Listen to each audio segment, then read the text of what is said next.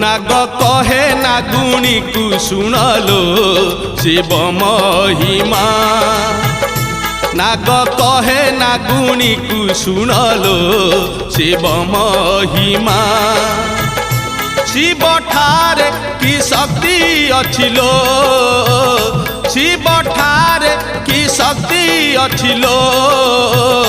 ध्यान करुछंती विष्णु ध्यान करुछंती ब्रह्मा ध्यान करुछंती विष्णु ध्यान करुछंती ब्रह्मा सुनलो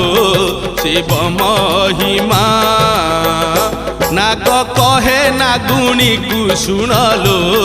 शिव महिमा।